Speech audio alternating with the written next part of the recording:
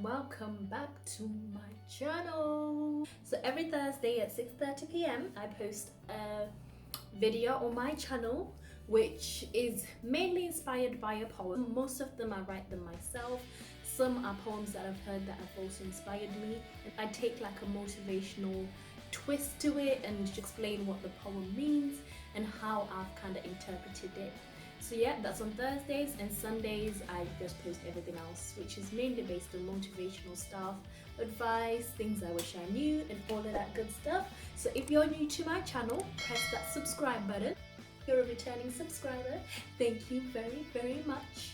And I just want to thank you guys for your support and all of that. You know, it's much appreciated. I'm also going to interlink my socials. I mainly use Instagram to post daily motivational stuff, and I try to post every day. It's not every day that's a success, but Rome was not built in a day. But yeah, I do post some motivational stuff on my Instagram, so I'm going to interlink a picture on here somewhere, just showing what I mainly the stuff that I mainly post about on my Instagram.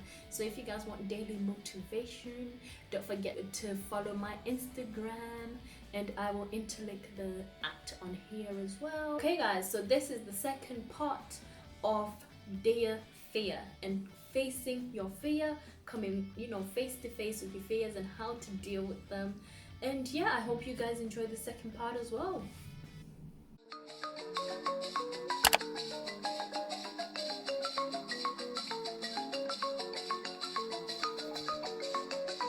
The worst part about the human brain, yeah, is that we create reasons and we then justify them ourselves. And as human beings, it is our default setting to think of the worst case scenario. And what most people say is that I'm just preparing just in case things go bad. What you're doing is attracting more of that to yourself. You're attracting more of what you don't want in your life because you're exerting your energy onto that, and that's what you bring more of. So those fears that you're projecting, or it might fail, all you're saying is basically, I'm gonna start this business to fail, because that's what you're attracting to yourself. And like what I realize most of the time, guys, is this what most of the information or things that I talk about, sometimes I need to hear it myself, because these are also things that I'm battling with myself. Some of the things we fear, we don't even know if they're gonna happen. We assume, but no one knows the future. You don't know if it's not gonna work out. You don't know if it's gonna be a complete flop. Maybe this might be the life-changing thing that you need to do.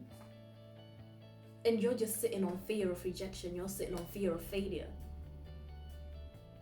Like, you should be afraid not to try. That's what you should be afraid of.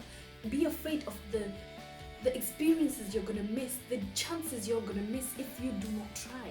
Be afraid of that rather than I'm afraid that I'm gonna try it and flop.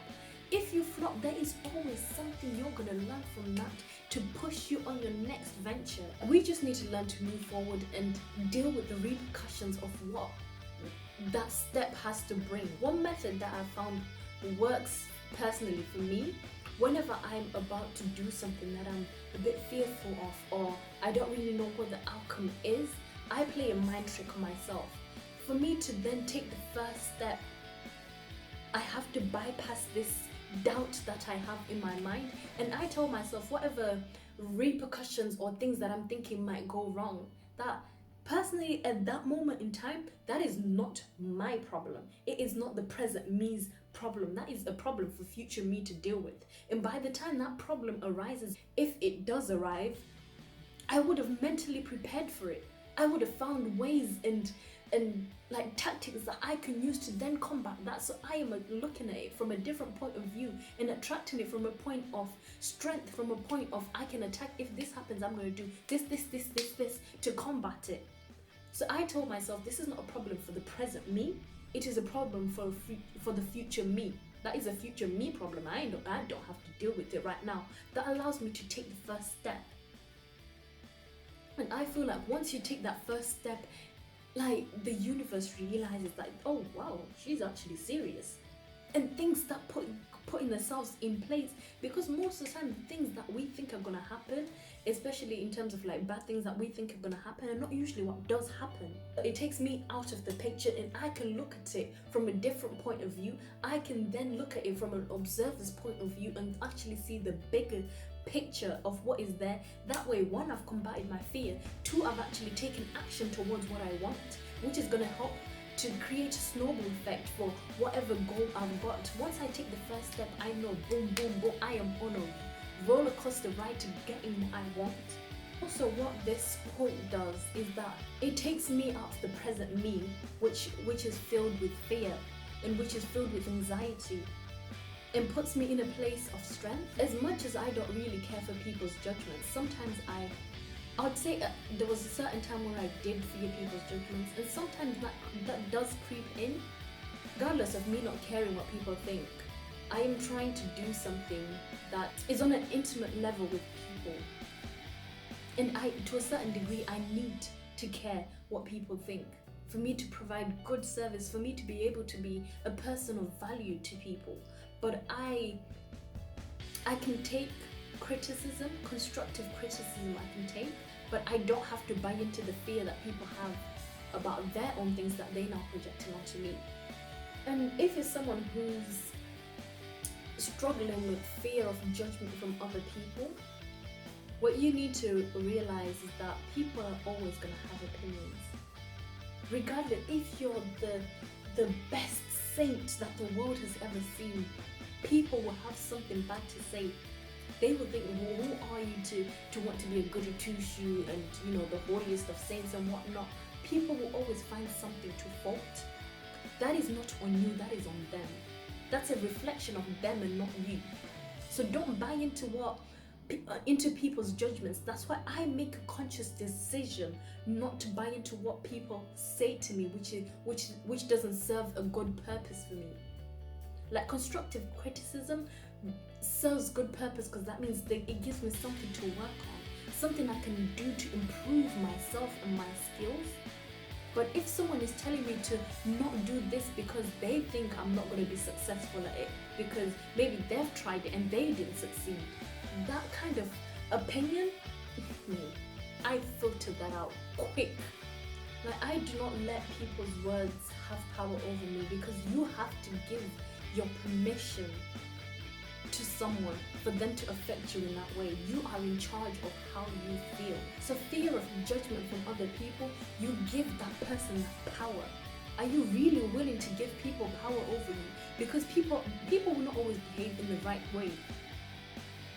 People will abuse that power that you give them, and you will remain stagnant, you will remain paralyzed as long as they have that power over you. What I'm trying to do with this platform, is one, in a sense, quite selfish, because when people message me and be like, oh my god, you helped me to do this, or I'm gonna try this out because, you know, it's clearly worked for you and whatnot, the happiness and the joy I get from that feeds me. Like, it also helps me for those times where I feel fearful of, you know, what are people going to think of when I release this kind of content and whatnot. It reduces that fear for me, and what I'm trying to do is just to be a voice of comfort, a voice of joy, a voice of love, a voice of positivity. And and selfishly, it feeds my soul. It feels so good. As long, like, this whole YouTube stuff is long, guys. I didn't anticipate how much work needs to go into it, how much thought you need to put into it, and how time consuming it can be. But I strive every week to put the 2 videos that I have promised out, because it feeds my soul. I love knowing that I am potentially helping someone. Even if it's one person that I've helped to change their life, it means I've left a mark in someone's life. That dash in between my date of birth and my date of death, it means there was something I did. That dash means something. And thank you so much, guys, for coming back and seeing my video. I hope you've enjoyed it. If I've provided any ounce of help or advice that you think, is gonna help you or help someone else, share it with them. Potentially help someone. Maybe I might not resonate with you, but it might resonate with someone else. Hope to see you guys in my next video.